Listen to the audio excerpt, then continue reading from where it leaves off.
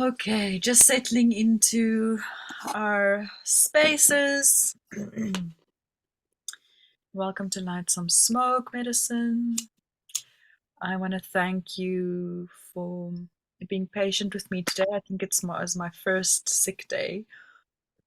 When it comes to these calls, they're my babies. I love these sharing circles, so it was like really tough for me this morning too. But I wouldn't have been able to sit.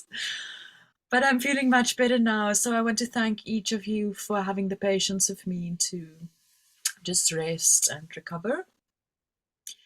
And from here, we're giving thanks for yet another day, another opportunity to be and love and serve in higher octaves. It's giving thanks to this beautiful medicine wheel that holds us ever present at the center of our very own medicine wheel. Giving thanks for the pathway and the directions of east and west, west and east, east being the place of the rising sun, the masculine principle, the new beginnings, the new day, the new opportunities, the pathway of the rising sun to the setting sun in the west, the rising moon to the setting moon, the zodiac and all the other planets in our solar system moving in this direction, the stories that gets told above into the below. Giving thanks to the West principle of the feminine, the waters, the dark night of the soul, the dreams, the inner knowing. And then giving thanks for the pathway between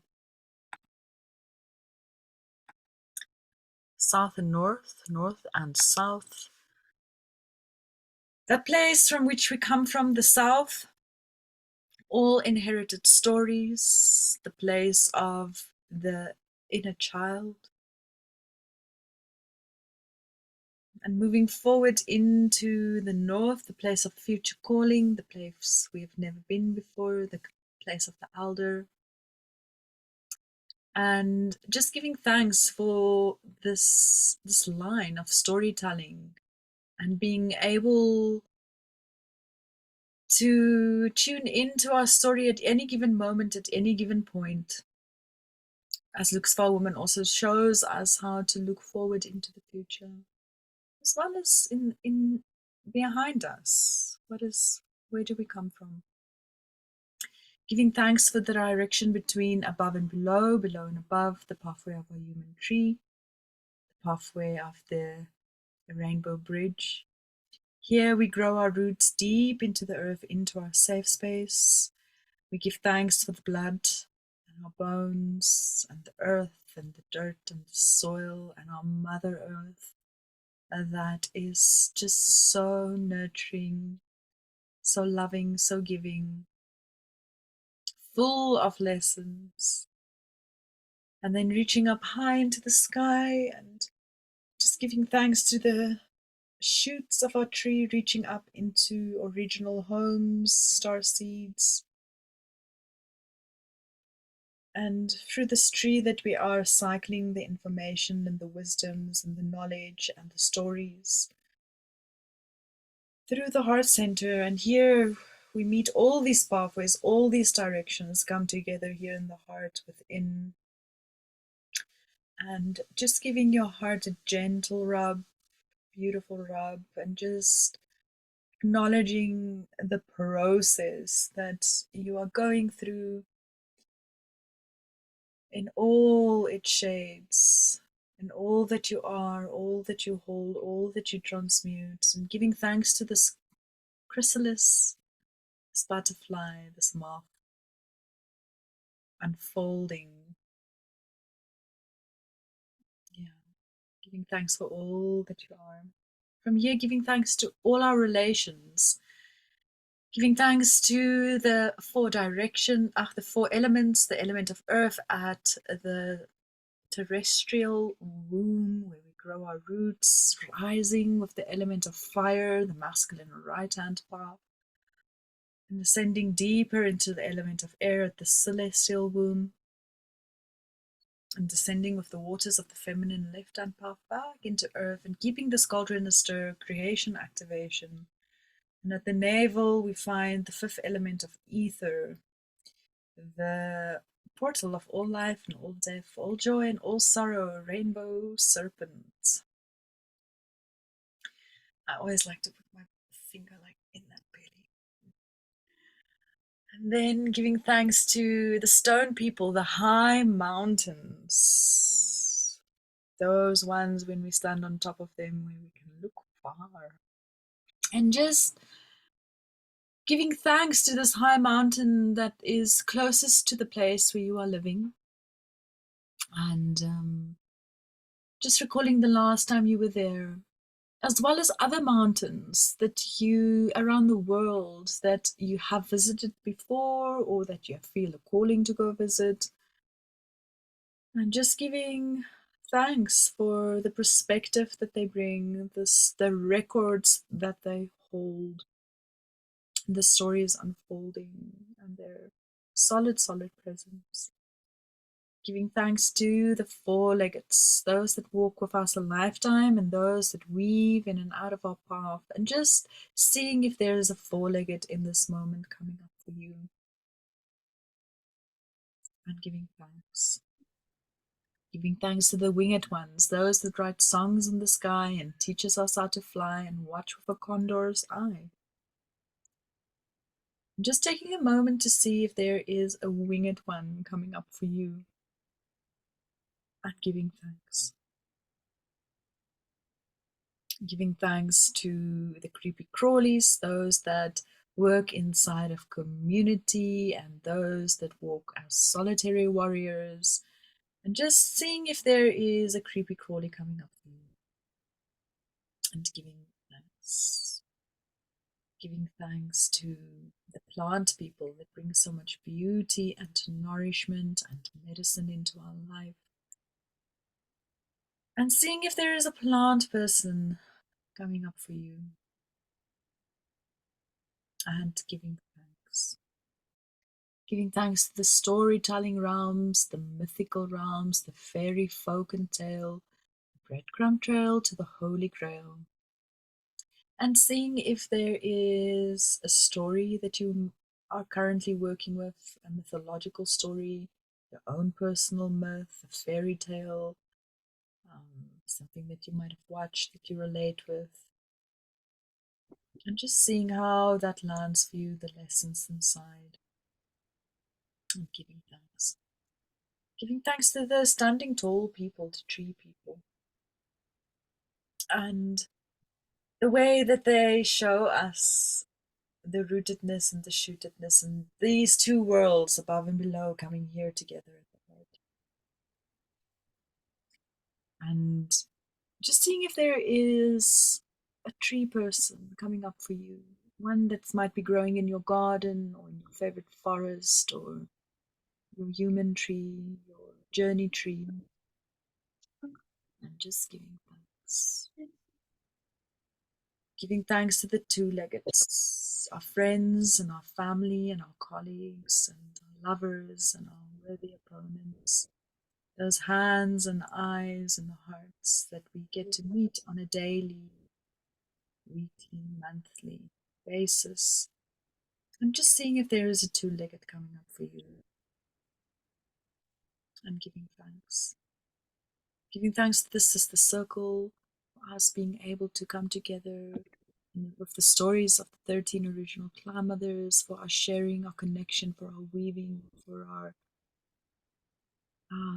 stepping higher and deeper into ourselves, ever constant for all the work that we are doing. Giving thanks. Aho, aha, blessed be Tanaho. Wow. Welcome, everyone. It's so good to have you here. And just don't phone me, but yeah. Okay. If I don't hear you, then phone me. It's fine. So then we can go into a little bit of, I see Chelsea had left us again. As soon as she comes, I think I'm going to give her the opportunity. We'll go a little bit into check-ins just to see how we are feeling in this moment, and then we can go into a deeper sharing. So for myself, so many things at once. It's quite amazing again to be in this place of all the things at once. I'm feeling better than I felt this morning, that's for sure. It comes with my physical ailment this morning, comes also with a big kind of energetic cleanse, I guess. It was really amazing to have it was since 3 o'clock this morning it started, and then it was just these heaps of water that I took in, and it was just amazing how my body just kept pushing out the water that I was giving it, and I just kept drinking water. It went on for 4 hours, and then I just had a little bit of tea, and I think that really just helped the pH level in my stomach, and I was just ready to not feel like that anymore. But I'm definitely feeling better now, and after this call, I'm looking forward to eating something really hearty. So that's me in that sense. I'm definitely feeling better, and I think seeing all of you as well is good. So thank you. Chelsea, how are you in this moment while we have you?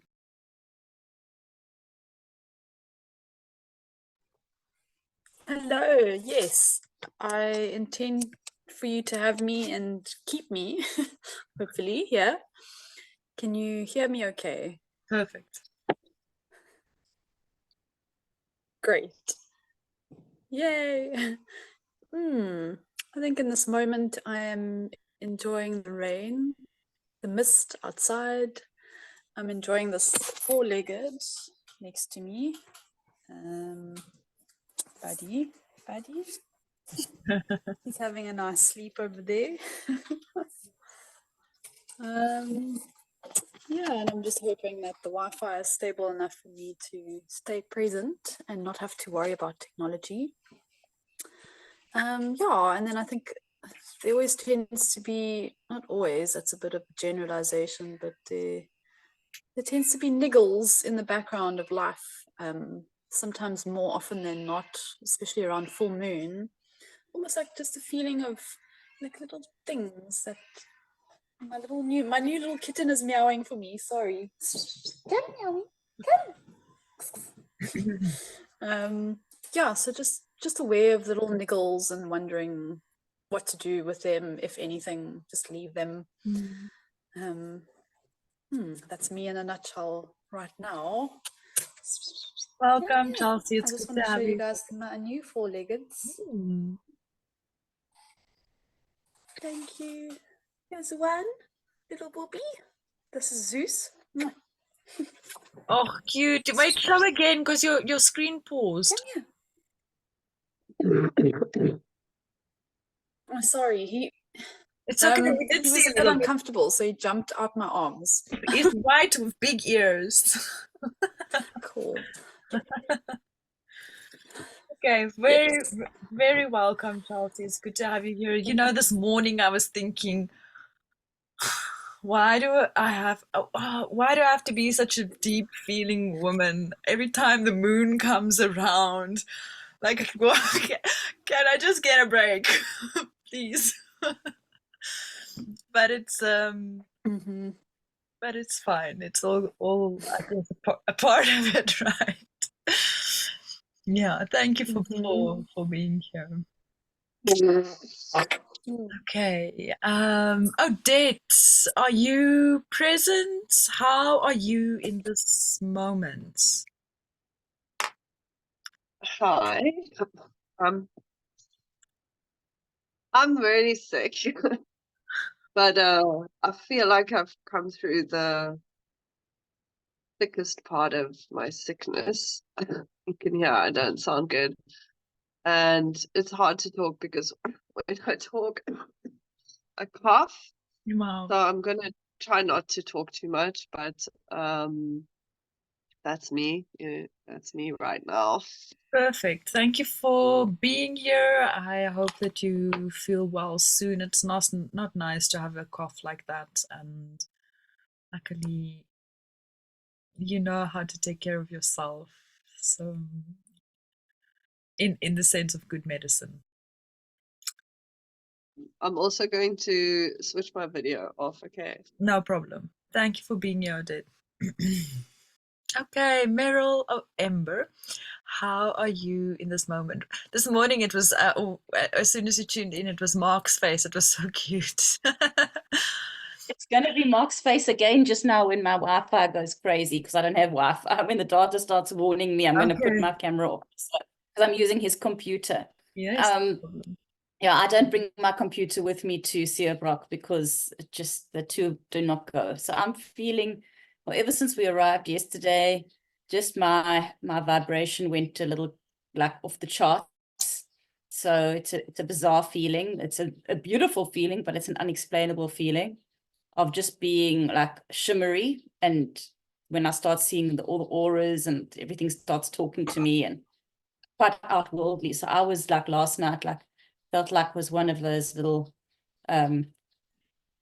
fireflies with fire tingling out of me. I've spent a lot of time connecting with my drum because there's also mine actually. I'm more of a sensitivity around new moon and me always something.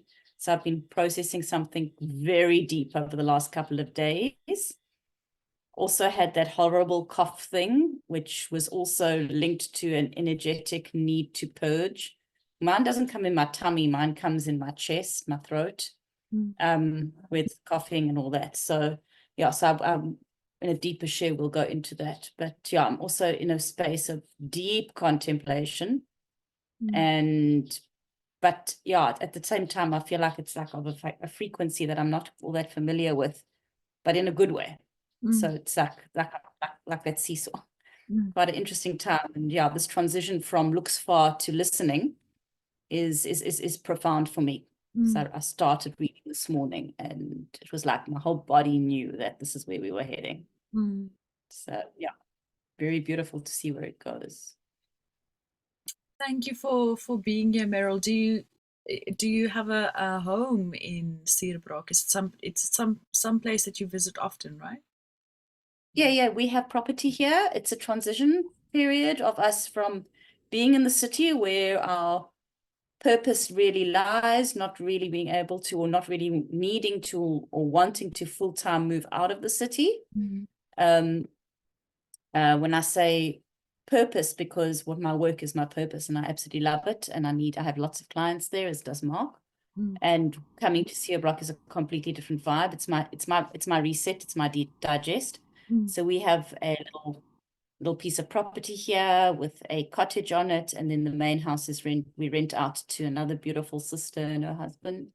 So it's and we have our community here. So yeah, so this is I'm in the little cottage here.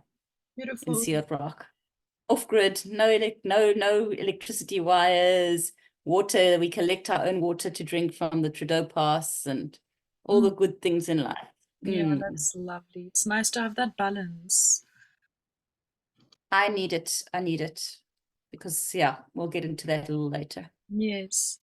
Yeah, well, I'll go into the deeper sharing. It's been profound. Like, I had an opportunity to be one day in Cape Town. It was last Sunday. I flew in on Saturday and then I flew out on Monday. It was kind of like a surprise. It was a surprise for my father. It was his 60th. They went on one of those big boats, those yachts, and when they arrived in Cape Town, it was his birthday. So my mother arranged for us as a close family to come together to surprise him and celebrate his birthday. And it was interesting, the months before, the period before, figuring out what are we actually going to do in one day in Cape Town. And I'm so glad it ended up being going to the top of Table Mountain. it was just such a profound experience for me. I used to live in Cape Town, and we stayed in Bloubergstrand this time, and I just knew something was going to land and happen for me, with going back to specifically to Table Mountain and spending almost 6 hours on top of that mountain. It was great that we weren't rushed and that we could just spend so much time there, because it was a perfect day. Everything was crystal clear. The waters were quiet and silent. The perspective and the vision that slowly landed with me. At that moment, I didn't completely understand. I knew something was happening, and I was just completely open to being with the mountain. And with time, especially that evening when we went to Bloubergstrand, and then I had the view of the mountain, that classic view, it just really came up very clear to me, the perspective and the Luxval woman and what it is that I'm seeing for myself as well. And just living, so in Hogsback, there's it's like Suurbroek. It's quiet, it's quaint, there's like nothing really happening here. There's a very few people here. The difference, I think, with Suurbroek and Hogsback is I know that Suurbroek has a lot of family, where here it's quite isolated and a lot of different people. And it just being in Cape Town amongst like all these different people, because it's February and you're on top of the mountain, it's also like a lot of foreigners. It just felt like the whole world just opened up to me. And it felt like I realized what is available to me. And I realized like how life is deeply calling me to walk tall, and it's just interesting. And I just saw that everything is really truly possible. I am so deeply supported. I've got a great family. Yeah, so it was just, there's a lot of specific things for my own vision for myself that opened up very clearly on the mountain. And it seems like the ball is on the roll now. I know that I've been in Hogsback for 7 years. I feel like I'm ready to start making the move away. It's just too isolated here. Especially so deep in the Eastern Cape, it's like literally in the heart of the Eastern Cape, and I'm a Western Cape girl. So I think I'm going to start making the movements to come back to the Garden route. There's a lot of opportunity for me there, and just expansiveness, because my current situation, even though I love my home, it's massive because I love my home,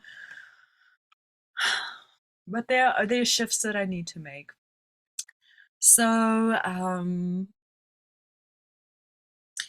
there was something else that specifically, then something interesting came up for me while I was in Cape Town. So in Gives Praise, she's the keeper of ceremony. She's the 11th, no, she's the 12th Clown Mother. There is a naming ceremony inside. Her story is all about naming ceremony, and then through doing this work with the Clown Mothers for a long time, I've created a naming ceremony for all of us. So when we get to the 12th moon, there is a little ceremony that we go through, and you get your Clown Mother name. And mine for all these years has been Rooted Star Woman. That's the name that I got. But then I realized that I'm developing, like, when I was I don't know how it came to me, but it just came to me, feels deep woman. And I was like, I so relate with that at this moment, that deep feeling.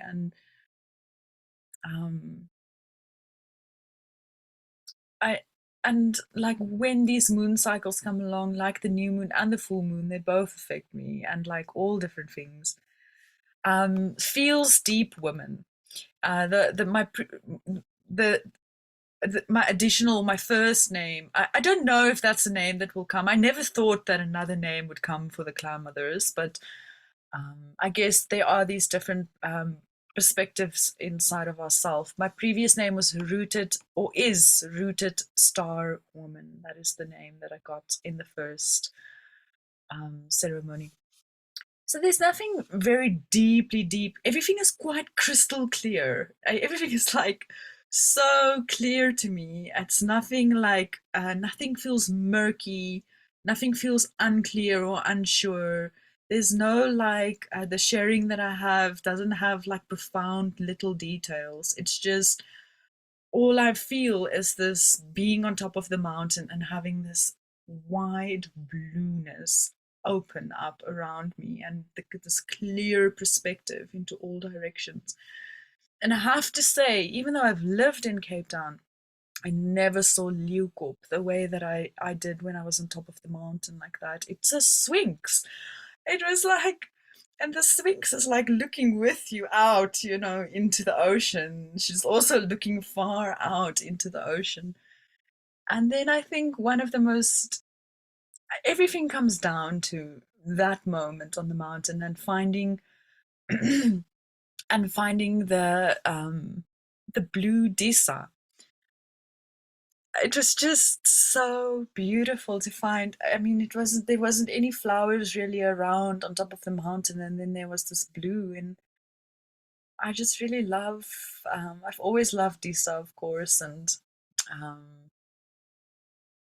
yeah, so I think it's both, Chelsea. I'm Rooted Star Woman and a Feels Deep Woman. And you know, Lauren Amy Hofmeyer, La, she said, having many names is like Kali, or like one of the Hindu goddesses with the many arms. So each name is like one of those arms. And I love that. I really, really just love that perspective on having many different names. So yeah, I think there's big things happening for me this year with regards to, oh, thank you, Chelsea. Yeah, big things, but it's feeling crystal clear. Even though I'm being mauled, it's fine. I think I'm used to it by now. So that's my sharing. Thank you for listening and being here. And I want to drink tea with my friends. Like, all of my friends are like there, you know. And here, no, it's enough now. I want to have tea. Thank you so much. Okay, Chelsea, how has your moon been with Luke Spa Woman? Can you hear me and see me okay? Perfect. More clearer? Okay, yay. Hallelujah. You did it. I'm sitting right next to the router, so there's no excuse. Oh, that's amazing, Shanti, to hear that you're making that move. It does sound, yeah, it sounds like you have a lot to share and offer. So I think a lot of people, including yourself, will benefit from the shift. So all the best with that. Thank you. This moon feels like it's been about 3 months. Felt very long. I think you mentioned that on one of the things you said on the group. Yeah, and I think I have really had quite an interesting time with the essence of vision and tapping into vision, and it's sort of really just come in very clear.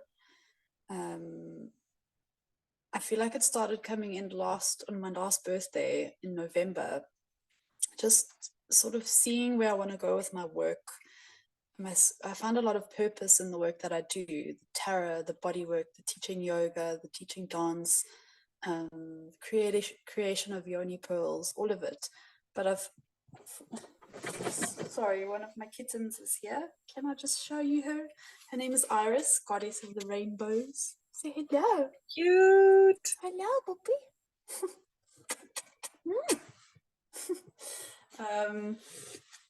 Yeah, and so I've always enjoyed what I do and feel a deep sense of purpose through what I do, but I've always tried to sort of connect with the overall vision, like where am I going with this? Is this the end?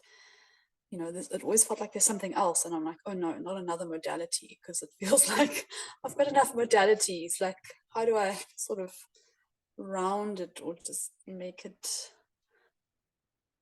mature it, if that's a word, mature it. And I don't mean mature it by develop it, just or get more clients or, you know, having those sorts of hard specific goals, but more of like the overall picture. And it's like I've had senses of it, but can't really see it. And yeah, there's been a lot of shifts with what I'm seeing and feeling. I don't want to speak it out yet until it's actually manifested, but I will share, I'm sure, within the course of this course, it will come out. I'd like it just to solidify and root before sharing. But there's a lot of connection to writing, basically, in a nutshell. And that's always been something there for me. But yeah, the writing has come in and it's bringing that sense of fullness and vision and a path, an open path to see the way ahead. It's still kind of working itself through. So that's been quite amazing to feel and see. And then throughout the process, there's been a big distraction with my mom. We've had a very intense relationship. She was a single mom. And yeah, we just almost had this codependent relationship / very close and intense and amazing relationship too. But I've been taking care of her a lot financially with her rent. And she hasn't been, it's weird, she's been well enough to try to do something for herself and also not willing to. It's almost like she's a bit depressed, and I've sort of felt like I've been carrying her for a long time, like a long time, not just recently, but long. And it feels a bit karmic and heavy. And yeah, so a lot of has been coming up around that, and I can't quite name the links of how it links to Looks Far Woman, but it did come up in readings. The daily readings really did support some of the daily things I was going through with my mom, and especially, okay, I do remember one now, the Masks and Mirrors reading, which I think was within the week. And really, instead of reacting to my mom and kind of coming to conclusions about a character or what's right or wrong, I started to see, through my reactions to her, I started to see, like, I guess the mirror of what was coming up. And I started to like feel a hardness within, almost like all the stuff she was bringing up was starting to create a hardness in me. And I was like, okay, I don't want this to solidify within me. You know, this situation is mirroring that could develop in me. Don't let it, kind of thing. I don't have a better way to describe it, but that's the way it's coming out now. And it meant a lot at the time. Still means a lot. Yeah, and the more I kind of stepped back and didn't get into her dramas and stuff and just stepped out of it, the better things flowed for us, actually. So it almost feels like I have to be the role model, which feels wrong in a way. Not wrong, but it's not the right order of things if you have to look at the natural order of things. And it's a bit much sometimes. Yeah. So that way is a bit heavy. And then I started this beautiful Kundalini dance journey with Liz Coutts, Umadua. She's, yeah, and that has weaved really beautifully with the Looks Far Woman stuff. Yeah, which is brilliant. I'm getting to almost move all these sorts of things in my body and my system and come into awareness of the blocks that sometimes block me from my own vision, or fulfilling my vision. Yeah, and then also just on the theme of vision, you know, I think sometimes things don't unfold until there's a readiness. So I do feel a different sort of readiness coming through in this process of life and living and maturing and growing. So yeah, I really enjoyed the daily readings as well, just reiterating that. And I think that's me. Thank you. So good to have you here, and I you know, if I think Odette has joined your tarot before, right? Yeah. Yes, it's profound. Like I really love your tarot offerings, and I'm looking forward to starting the major arcana with you in just a few days, like just over a week, I think. Next week. Wow. Yes. Yeah, I think that work it's so good, and it's always so profound for me to see how good the tarot and the clan mothers can work together. And I always like with Luxfar women, that is also how I see the tarot, you know, because it gives you that perspective as well on certain things. And so I just want to acknowledge the gifts that you have, and may they support you super well, and may all your visions that you have for yourself land beautifully for you in the course of this course. Thank you. Of course. Thank you for Thank being you. here. Thank you. It's a pleasure. Odette, how has your moon been with a Luxfar woman?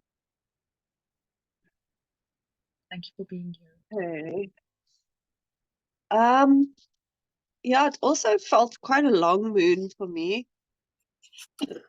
And I've been very unreligious about the readings. I think in general I've been less committed to the process of this journey because it's the second one, and it's just like, oh, I remember that, and then I'm just not as dedicated, which is an interesting thing to observe. But I kind of made this commitment to myself that I must change that, because yeah, it's like any practice, even if it's familiar and you know it, it's good to maintain the discipline of it. So I don't know if that's why it felt long, but yeah, so many things. My moon my moon began visiting a friend who was hosting a concert, and I went to go support the concert, but there was actually very little exposure, and even though it was like Saturday night and it was the most beautiful evening, there were hardly anyone there. And it was this really beautiful live act with a guy. I can't actually remember offhand now the artist's name. I've seen him play before. I thought I hadn't, but it turns out that I actually have seen him and know him. And he loops, so he plays all these instruments and creates this incredible vibe just on his own, and sings very deep and profound, meaningful songs. And I've just really been enjoying the summer, especially these beautiful summer nights that we've been having, which has shifted, I'd say, in like the last week, probably. There's been a different feeling in the air. And excuse me. I was offered some magic mushrooms from my friend who was sharing them with another friend. So it was just like small little doses. And I literally took like the tiniest cap of a very little stalk, like just that much, because I know that every time I have mushrooms, and every time I've had mushrooms in the last few years, whether it's a dose of like potent dose or a micro dose or anything, the message is clear, and the message is, this is not your medicine. So anyway, I was like, and I put it in my mouth, and I was going to eat the whole thing, and then I just ate the cap because I had the message, you know. But I didn't listen to the message because I still put it in my mouth, and within minutes I was tripping, completely tripping, and it was just such a small dose. And I was having the experience I had when I say I was tripping was I had this complete awareness of all these different levels of reality, and there was this beautiful, beautiful bonfire because he's got this property on a very beautiful farm, and he could make a big fire, and he had lots of wood, and he had made this big fire, and so people were sitting up by the deck. It was late already after the musician had finished, and I was just, fire is always my favorite companion. So I was sitting with the fire and and his dogs, who were really feeling like strong allies to me in grounding me to this plane, because I was like, I said to him, sure, I'm not driving anywhere. I have to stay here. If you don't mind, I'm going to sleep by your fire. So he gave me a bed by the fire, and it was very nice. Beautiful night, but it was also like I really needed the dogs to anchor me, and or not so much needed them, but appreciated that they were anchoring me. And so this message came through like, again, okay, so it didn't really hit home. And then a few days later, I've been having like aches and pains in my body, and I just specific places in my back, and since December I have this very intense spasm which I'd been struggling to move through my own body with my own movement, and accessing it myself was challenging, and not finding a therapist that was available, and all of these things. And suddenly these small little aches and pains just flared up, and everything in my body was like sore. And I actually started reaching out for like a label. Oh my gosh, I think I've got fibromyalgia. This is what fibromyalgia must be like, because I've worked on a lot of people with this condition. And I also feel like I often experience things so that I know what it feels like, because I do body work, so then I can have compassion for the people that I'm working on that have a slip disc or a frozen shoulder or whatever it is. So and then I was in contact with another therapist friend of mine, and a few days later, now this is about a week in, and she said something about whatever it is that's causing the inflammation for you to be having this pain, you know. And as soon as she said the word inflammation in a voice note, it just dropped in so strong that it was the mushrooms that I'd reacted to. And then I traced it back every time I'd had this pain. It was after maybe an exploration with a microdose or so I was just like, whoa, okay, thank you for the message. I am listening now. So I'm sharing the story because Look Tzvah Woman started off with this real journey into an experience of like how thin the veil really is, and how available the crack is when you're ready. And yeah, and that story of the veil being so thin also is a thread that's come through as a strong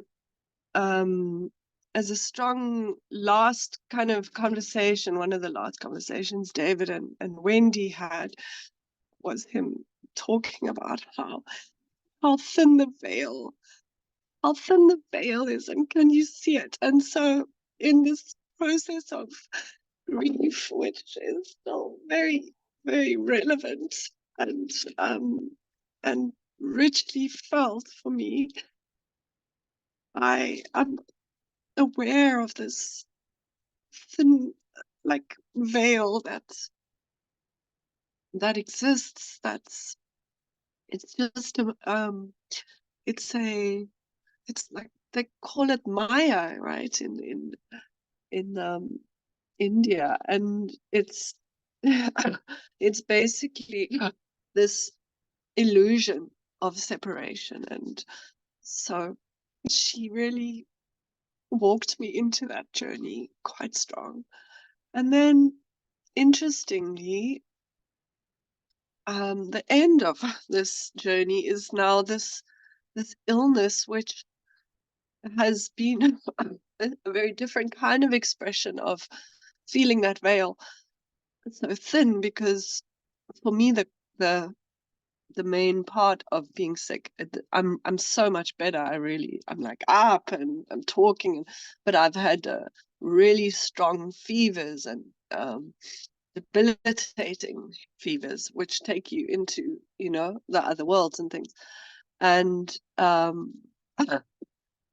didn't read that, but I'll read it afterwards. And yeah, so it's just a beautiful kind of capping of the story, two different experiences of ways that you can move in. And I keep having this like you know how they say, I think it's like 40 or even 60. I think it's 60 now. 60 is the new 20, It's like straight is the new, so I mean sober is the new high, It's like I just keep getting this, like it's so real for me. But my daughter's calling me. Hang on just a second.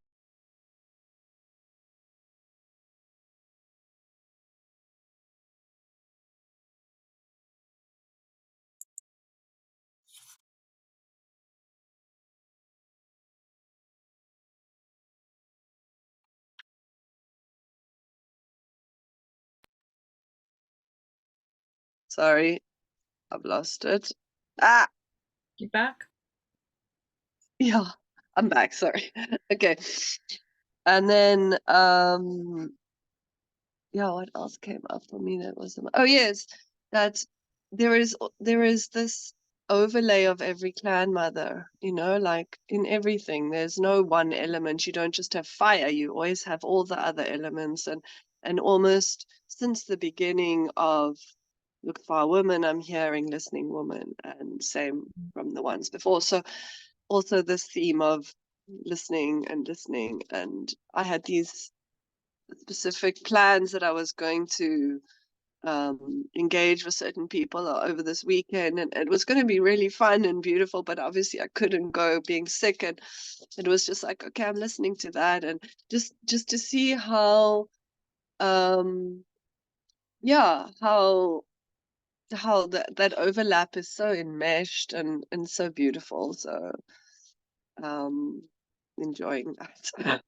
Yeah, thanks everybody for listening. Thank you. I love it.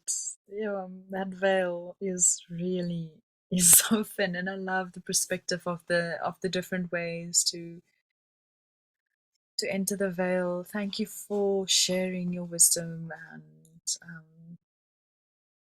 yeah, Listening Women have also been feeling her, and it feels like a good time for Listening Women to come up now. Thank you, Odette. I hope you feel better soon. Meryl, how has your moon been with Looks for a Woman? Yes, what a month it's been. It actually it started off last moon and just carried on into this moon with that severe pain that was both physical, and now I understand far more than physical. I call it vibrational. I don't call it emotional. Especially with connecting so deeply to the ancestors and them trying to connect with me on a very deep level. In so many different ways. being human and how humanity is being dehumanized is really getting to me, and that's causing a lot of the pain. Those just what's going on. I mean, the boat in the harbor sent me spinning into a place that I just was really dark, and I'm being triggered by these events. And it's triggering guilt, huge guilt, which is I'm carrying as deep pain, and probably not only mine, but guilt from ancestors past.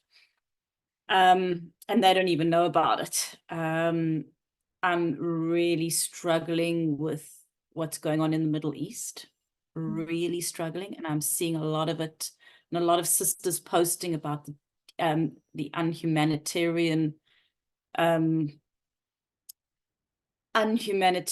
deeply, let's even use the word disgusting, events that are happening in Gaza. And I feel each and every single pain. And this is, I'm like, my whole body's just going into a space because I'm Jewish. And it feels like I'm being attacked because I'm Jewish, even though I've got nothing to do with Palestine. And I've got nothing to do with Israel. I have a lot of friends in Israel, a lot of friends who are suffering in Israel because they're spending their days with their babies in bomb shelters. And it's the dehumanitarianism of it all. And I saw another sister put something on Instagram the other day, and almost I think I'm going to have to reach out to her and say, will you still honor me as a sister, even though I'm Jewish and I'm white and I'm South African? Because she says it's very similar to white South Africans who did nothing in apartheid. And a lot of my guilt is being a white South African who knew nothing because my parents didn't tell me. So I've had to process a lot of that stuff. I mean, because I was born in the 1970s, I was completely shielded from that. And so I'm carrying that guilt. And then whenever I see somebody, a beautiful sister or a friend, put something about how terrible what's happening in Gaza, it's that guilt is coming back at me because I have my ancestral line is a very deeply seated Jewish ancestral line. And that's not from a religious point of view. It's not from a worship point of view. It's my roots. And because of the process work I'm doing at the moment, which is bringing me into ancestral work and connecting with my ancestors and loving my ancestors, it's bringing me to a point, and this is where I've been in the last week, with Looks for a Woman starting the whole story about, it's not about everybody else out there, but start looking into yourself. And I'm finding, and this is a conversation I had with another friend of mine, it's coming up again and again, what is self-love? What is self-love? And in my way of feeling and being, for me, and again, discussion with other people, so everyone's perspective is different. For me, self-love is deep connection to myself. And I'm finding there's a little sticky, muddy pond deep in my heart, and I'm not able to fully access the deep love for myself in that sticky pond. And it's guilt that's causing that stickiness. So I'm working and processing that. I've been like this whole week, I've been snappy and irritable, and my partner said to me, why are you so irritable? And I'm like, I'm now frustrated, and now I'm projecting it out, which is not what I should be doing, and it's coming in meditations. Find that deep love for yourself. So last night, like a little thing, the fan was going, and I said, it's not cold, turn the fan off. I just want silence. Just turn all the lights off. I want absolute silence. I want no sounds. I just want darkness. And that was funny because I hadn't read Listening Woman yet. And I said, just give me complete silence. The only way I can connect deep into myself is if I have no other sounds, just the sounds of nature. And it was cloudy, so we couldn't see the full moon. I just want complete silence and stillness. And that is what my heart is aching for. So that's why it's interesting that it's transition now. And I'm like, oh my gosh, and then Looks for a Woman is going, you see, I told you it's coming. I told you it's coming. Trust yourself to understand that. So that's me sort of on a personal level. That's what I'm processing at the moment. Looks for a Woman also saw me in that deep space of pain where I was coughing so much as well, like I did said, and bumped into a friend of mine, a beautiful medicine man. He said to me, your body's aching for hape. And that was like, oh no, not me, because I've never done it before. He said, no, we're going to do it in ceremony. And I think I said it on the group chat. He took me into Newlands Forest and he gave me a beautiful pipe ceremony. We welcomed and we talked and we prayed for about an hour. then I received the medicine, and I hadn't done it before, and I don't smoke tobacco, so it was pretty strong for me. It was, whoa, and his medicine came directly from his medicine elder. And 3 hours, I literally buried myself. I found a place in the forest, and I took all the dirt, and I made myself a hole, and I put dirt all over me. I even ate the dirt, and I had leaves all over me. I was hanging onto a tree, and eventually I actually just said to him, I can't move. I was completely in a paralyzed space, but I was feeling and hearing and seeing everything so sharp and clearly. And he said, just close your eyes, because no one told you had to move. And I think we laid there for 3 hours. And I came out of that a completely different person, completely different visions. And then the Looks Far woman kept on talking to me and saying, okay, now you've got it. And then yesterday she said, okay, I'm done with you. Now you've got to go inside, go inwards, which was amazing to me. So I'm really craving the stillness. Absolutely. The noise in the city has been driving me completely nuts. Yeah. Normally when I'm in session and I'm holding space for the beautiful clients that cross into my home, it's absolutely fine. We can cut everything out. And for the first time, it was on Thursday. It was a Thursday or Wednesday. I was so aware of traffic outside and ambulances and helicopters. I was just really aware of it. And normally I'm not. And at the end, I said to her, did you notice that? Because it's not her first time with me, it was her 4th session. And she said, yeah, for the first time I actually noticed it. And I realized it was me not being able to shut it out for her. So I realized that I needed to come through here to the stillness and find that and back into the balance. It's been a while. So that's a lot. It's interesting you mentioned Lauren, because we did the Valentine's Day cacao ceremony and music ceremony with Lauren. There was a slight microdose, very small little microdose of iboga, which I enjoyed, and I just went fully into my medicine. I went into my medicine of being, into myself. Everyone else was like sitting down at one point, and I was just everywhere, and I could feel and I could see and I could just connect with everybody. And then like when she was lighting the fire, I said, okay, I'm lighting the fire, and I just blew on it, it just exploded. So yeah, it was like really beautiful. That cacao was just, I don't know, Simba made cacao with chili and salt, and I was like, okay, this is chili and salt. This is my medicine. It was insane. In fact, I only had half the portion. Because it was just too much. It was too strong for me. So yeah, it's been. My heart is so open now. Just that little corner that's muddy. And I think that's where Listening Woman and I are going to have an amazing relationship.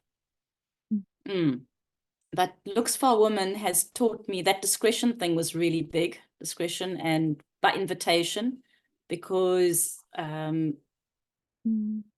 it's very easy for me intuitively to feel your pain on a physical level. I'm medically, like when Odette was talking, I could feel it. So for me just to be able to say, okay, this is not mine. This is not mine. I cannot just, if someone approaches me, then I can share. But like going to a party and then everyone around you, and I can start feeling their pain, especially the woman, because, I've started reading the book that you recommended. I actually had it on my shelf with the yoni and the gates of the yoni. Oh my gosh, my yoni is shouting and screaming more than anything else. So a lot is happening now, and now it's just integrating it, which is why I'm not doing any more courses, just working with the clan mothers to integrate, so that my purpose can be just to show up and pitch up with the learnings for myself. What book? I've got it here somewhere. It's the red book. The Womb Awakening. Womb Awakening. The Womb Awakening. Oh my gosh, this Womb Awakening, where she talks about the gates and the chakras of the womb, and it's like I've actually been using it in my courses when I'm training my mentees about the authentic self, and it's got nothing to do with women's work actually. But and interestingly enough, my clients come to me in waves. At the moment, it's all women who had postnatal depression, and they didn't know, because they're coming to me a couple of years down the line saying, when did this all happen? And we look back and we go, okay, that's interesting. This seems to have happened postpartum. So it's interesting that those are the clients I'm getting at the moment, whereas last year it was everybody who'd had stillbirths. So interesting. Yeah.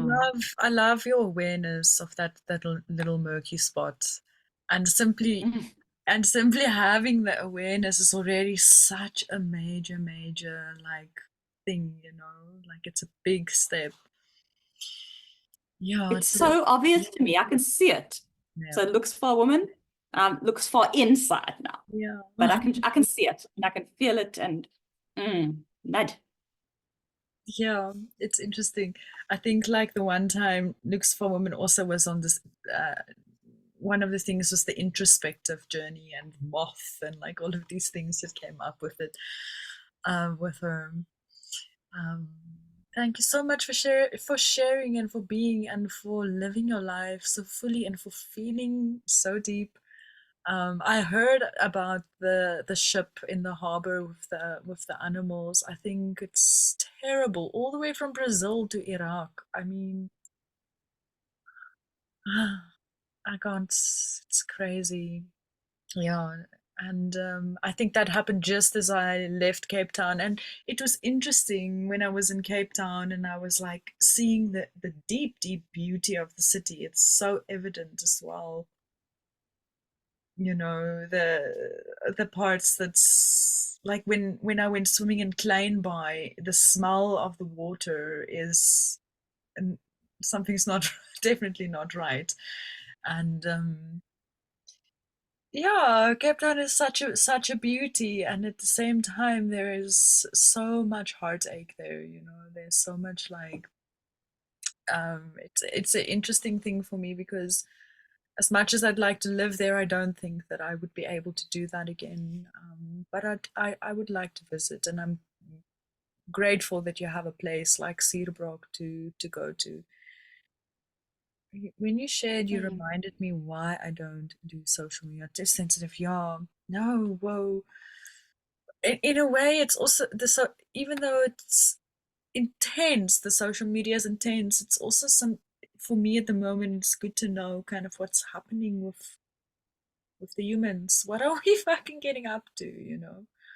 It's I know it's important, and I actually find myself going, oh, and it's not just the humans like out there, but my friends that I don't see, and then I'll be like, oh, wow, that happened, or it's really nice, and then I just don't go on there very often. But when you were sharing, Ember, but just realized that it's because when it's like the news, when it used to be the newspaper.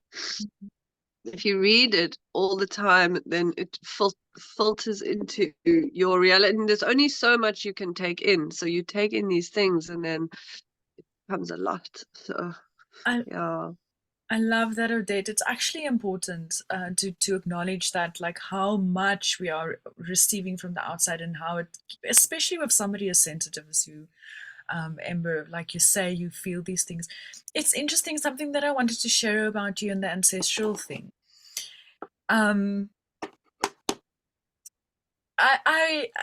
was a woman that was in PE, and she came to the mountain. She wanted to go on a mushroom journey. So Lisa and I took her on a forest walk with some mushrooms. We didn't take any. We just held the space for her. And she was born, her mother is British and her father is Portuguese from Mozambique. And now she's in South Africa, and she's a historian, and she's very passionate about like the apartheid era and like the oppression and this. And it ended up being such a profound journey because she was walking with two Afrikaners, and there were these missing pieces that came to her big learning curve, like her teachings and her learning, just in this very feminine way, by Lisa and I holding space for her, because she was specifically wanted to, there's things that she needed to receive from the ancestors in that way. And here we are, these two white Afrikaans women holding space for her. And then in that same week, I know that there was a moment in the journey where she turned to me and she really judged me for being white and Afrikaans and being an oppressor. And I was like, have you seen what Britain has done? And it's almost like she never thought about it, you know, and I wasn't being mean or anything. I was just like putting it there. And then in the week, I think just the Monday, after the weekend, I have this Oma cookbook, right, where I have like all my school stuff in for Satnam. And it was the first time that I looked at this cookbook, and it, like, on the one side and the one side, there's like heroes, heroines of South Africa during the apartheid era. And it was like, it was so interesting. There was an English, it was actually the Anglo-Boereoorlog. Sorry, it was about the Anglo-Boer. And on the one side, there was a British woman, and on the other side, there was an Afrikaner woman. And this is the thing is, there is still people within inside of that label. There are authentic people inside of that label that do not agree with what is happening. You know, it's just like, there are many people who actually just don't agree. And if people don't see the bigger picture, that it's not really about religion, there's, you know, it's like a whole nother level of a thing happening there, then they're kind of missing the point. And yeah, to categorize one person like you now into that whole box, it's kind of, I don't know what the word is, because irrelevant is not the word, because obviously there are things that we need to touch with our ancestors. But there's more to it than that, and I know that you know that. And I think it's a great place to be in gratitude also for that aspect of yourself that does not relate with that, you know, that way of being. I think it's definitely intense to see a genocide happening right in front of our eyes like that. You really get a kind of like a perspective into previous genocides and what that must have been like, and it's dreadful. It is. And for me specifically, because I know that my grandfather was a victim of that, where he had to escape and he got to South Africa because he was escaping the pogroms in Eastern Europe. So yeah, I think it's a lot of polarization where where we actually are encouraged to be against each other, which is the dehumanization of it all, you know, that we actually all just really one, and we all come from the same place. And yeah, I think another big thing that bothers me about the what's happening in Gaza is there's supposed to be all of these things in place with the UN, you know, like international law, and it's just being broken completely. There's no, I mean, what is it worth then? What is that system worth then? And who's to say it can't just happen over and over and over and over and over again now? You know, But the thing is, it is happening all the time, and it was happening before Gaza. It was this, like in so many different countries, they're just not getting media exposure. exactly. It's not, this one is getting media exposure, and it's because it's a very strong move in a game, and those that have the fortune of having information to see that know that, but most people don't. And yeah, the only thing that I do, Ember, to work with my guilt, because I'm the same as you,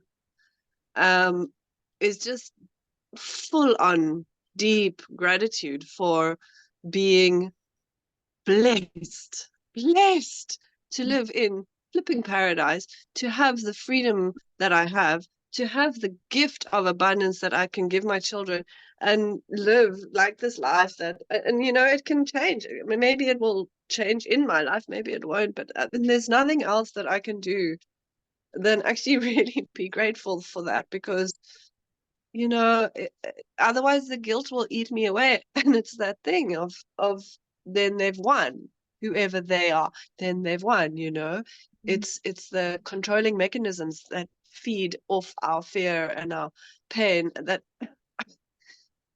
that are contrived from so many different ways.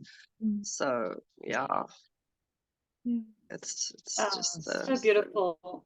Thank you, Odette, my love. Yeah, and because just tapping into that. yeah, Yeah, we're just so tapping into that muddy place because I now can feel it. I know what it is. And I think it's just because we are working all the time and coming into that higher vibration with, as you said, the thinner veil, that we're peeling away those layers of the onion and we're getting deep into the core of it all. And that's the sensitivity of it all. And now that have found that spot, now at least I can go in and nurture and embrace and just bring more yumminess of being into that murky pond. And, you know, because in that murky pond, there's going to be a lot of little creatures waiting to come out and play. Mm. well, bless them all.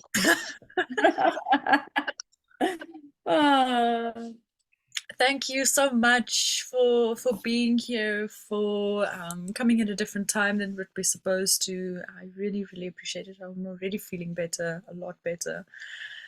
And thank you for your deep wisdoms and insights. I always love reflecting upon what has been shared and the perspective that each and every woman brings. And yeah, so thank you very, very much for being here, May. You have a lovely rest of your day and enjoy listening, women. Thank you. Thank you. Mwah.